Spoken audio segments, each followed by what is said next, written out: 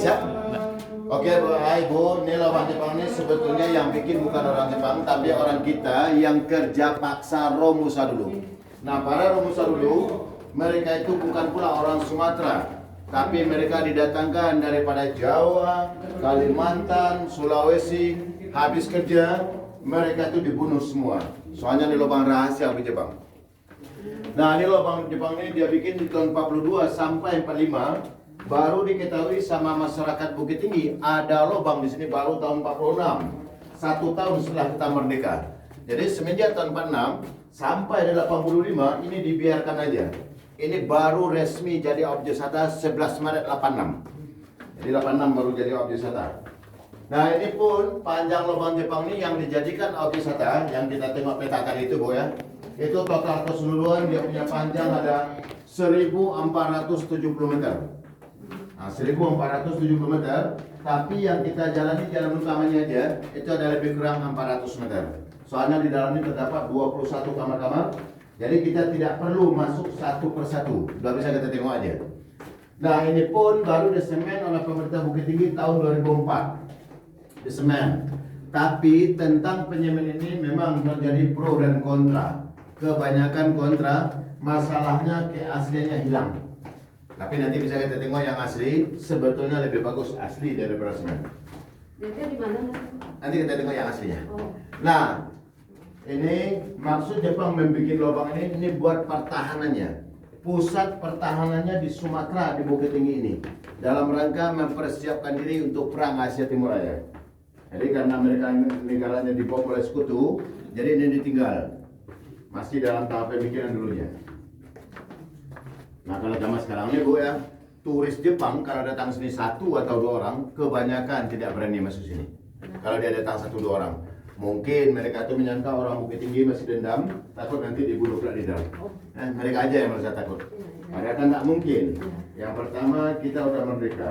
Yang kedua, Bukit Tinggi ini kawasan wisata. Kalau diganggu orang 1, orang nggak bakal mau datang sini. Mereka aja yang merasa takut. Merusak ya, Pak. Ya. Nah, ini Bu ya, Bapak. Ini kalau kita ambil miring tangga ini ke atas, posisi kita sekarang ini berada di bawah tanah kedalaman 64 meter. Atau dia punya tangga dari bawah ini sampai pintu 132 ada tangga. Di luar pintu ada lagi tangga ke taman. Jadi jumlah tangganya ada lebih kurang 170. Nah, kalau kita ambil lurus ke atas, posisi kita sekarang ini berada di bawah tanah kedalaman 40 meter. Jadi kalau kita punya handphone, Bu, di dalamnya tidak ada sinyal lagi. Jadi kalau ada pengunjung yang kesasar, mau telepon keluarganya di atas nggak bakal bisa lagi, tidak ada sinyal. Kita berada di bawah tanah kedalaman 40 meter. Nah, ini lorong yang pertama di tengah kita tadi. Nah, ini lorong yang pertama. Ini 1 sampai ujung itu ada jumlahnya 6. Itu dulu yang dipergunakan oleh Jepang sebagai tempat penyimpanan amunisinya, peluru. Nah, sampai ujung kita tengok itu buntu. Kalau kita belok kiri, itu 2 jalan seperti ini juga menghubungkan antara lubang pertama, kedua sampai 6. Jadi ini ada paralel semua, saling berhubungan. Nah, di antara yang 6 ruangan amunisi ini, pemerintah Bukit Tinggi nantinya lorong yang kedua mau dijadikan sebagai mini teater, bioskop kecil. Jadi kalau udah siap nanti kita bisa nonton film dokumenter sini nantinya. Dan yang sebelah kiri ini, Bu, ini tembusnya ke jurang Naresiano. Ke jurang yang di belakang tulisan tadi, Pak, Bu. Belakang tulisan kan jurang tuh, di belakang itu. Nah, ini terletak di tengah-tengah jurang itu. Memang sengaja tidak dikasih lampu, memang dilarang lewat sini. Nah, ini dulu dipergunakan oleh Jepang sebagai pintu pelarian. Nah, jadi seandainya mereka itu ketahuan bahwa lubang di sini sama masyarakat Bukit Tinggi atau militer kita, mereka lari melewati pintu itu. Nah, ini lubang Jepang ini, Bu. Sewaktu mau dijadikan objek wisata, waktu pemugaran dulu di jalan-jalan yang kita tempuh ini dulu banyak ketemu tengkorak. Jadi oleh pemerintah Bukit Tinggi, tengkorak-tengkorak itu dikubur tempat yang lain. Masalahnya mereka itu kan masih manusia. Dan juga lubang Jepang ini pun sebelum dijadikan objek wisata, melalui orang pintar pun sudah dibersihkan dulu. Insya Allah yang semenjak dibuka jadi objek wisata sampai sekarang insya Allah mana-mana. Saya pun jadi pemandu di sini, Pak ya, juga baru di sini. Saya jadi pemandu di sini baru semenjak tahun 86. Ya, baru 38 tahun.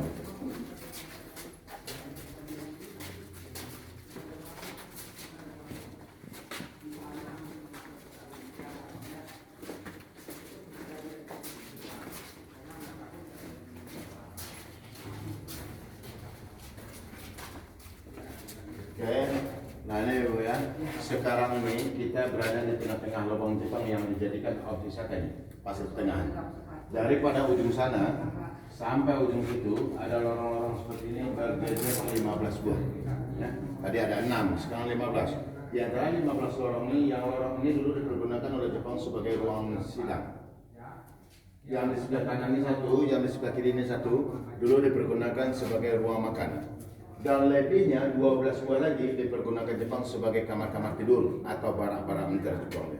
Nah, di antara kamar-kamar tidur Jepang ini, pemerintah Bukit Tinggi nantinya ada 4 lorong mau dijadikan sebagai kafe.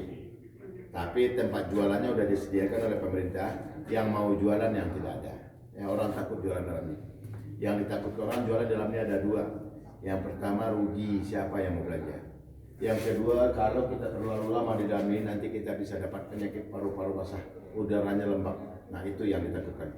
Nah, kita lihat bekas penjaranya dan juga ruang penyiksaan.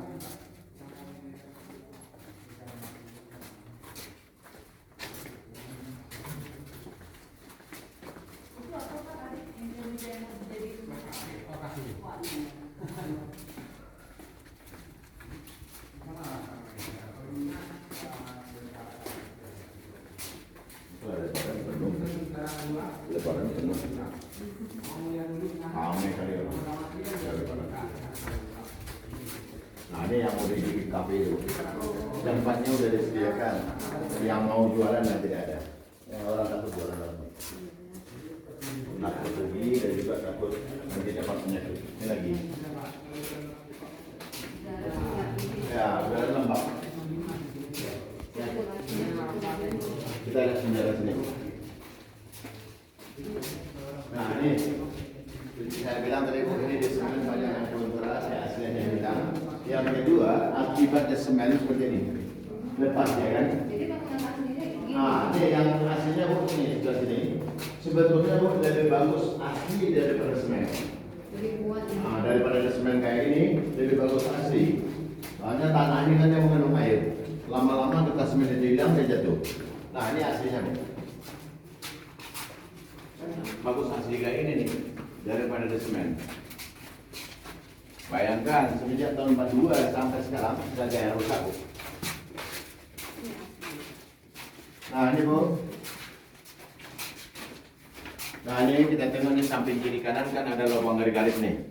Nah, ini lubang garis-garis ini gunanya bagi Jepang dulu ada 2. Yang pertama gunanya sebagai penaruh obor. Mereka pakai penerang pakai obor, dia taruh sini. Yang kedua, sampai sekarang ini masih berfungsi sebagai peredam suara. Biasanya kita kalau di dalam gua kan bergema. Nah, sekarang berteriak pun kita sini tidak ada gema. Setelah ada semen, bergema jadinya karena sudah tertutup. Itulah gunanya bagi Jepang. Ya, kita lihat penjara sini.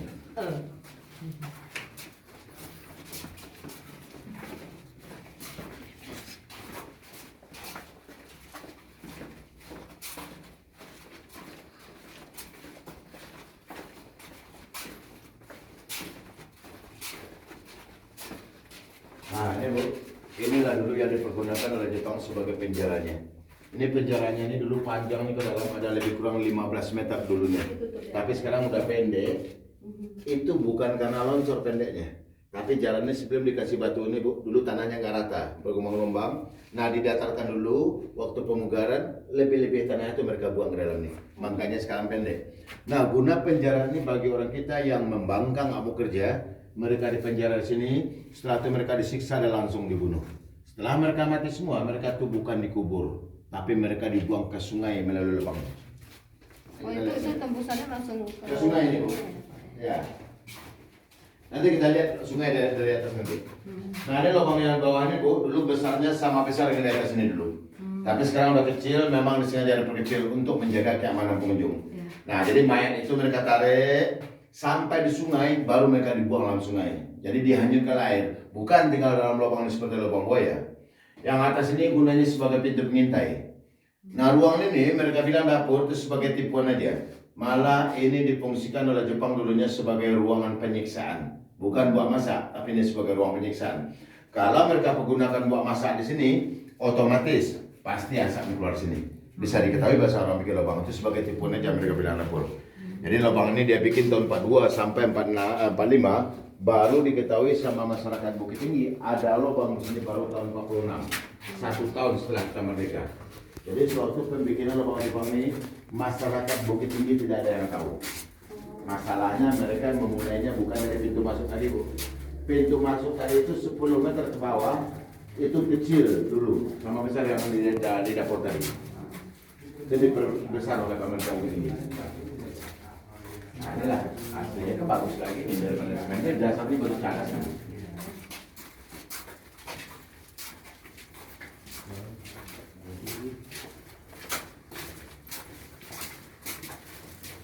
Ini jam berapa ditutup bisa masuk?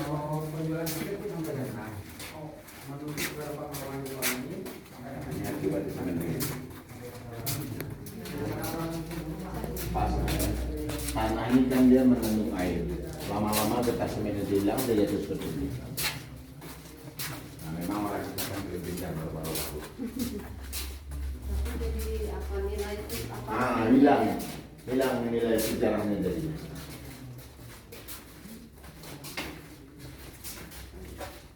Nah, ini pintu ini, Bu. Di ujung sana 5 meter ke bawah sekarang ini udah ada jalan raya. Itu kedengaran mobil. Nah, dulu jalan kecil aja.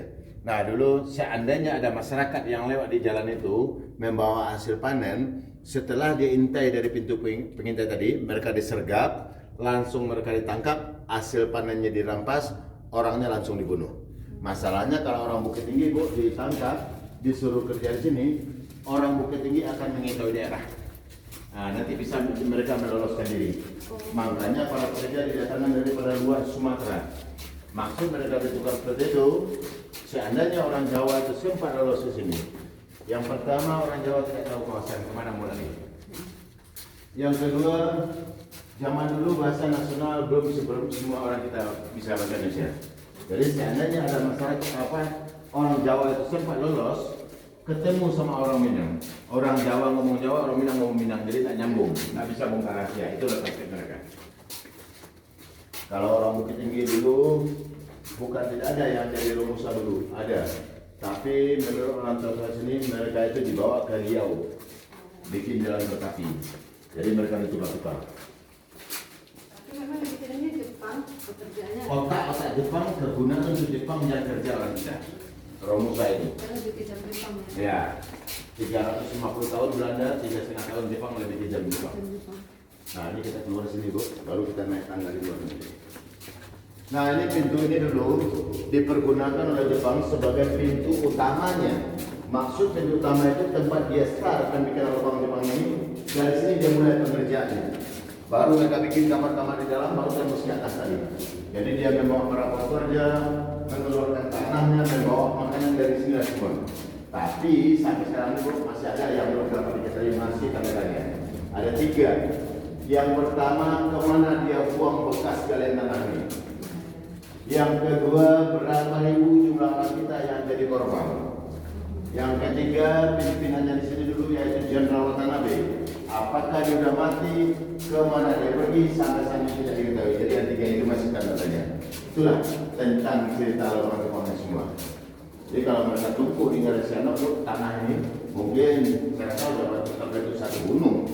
Ini berapa juta kubik tanahnya. Tapi kemana dia buang sampai sekarang nggak tahu. Itulah rahasia masih sampai sekarang yang 3 itu.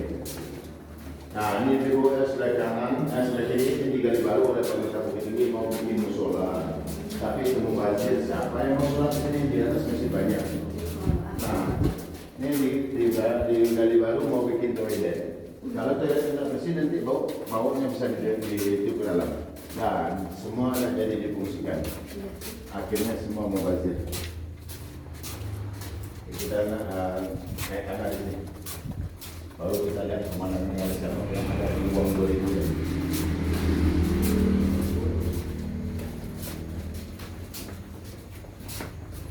siapa nama Ya.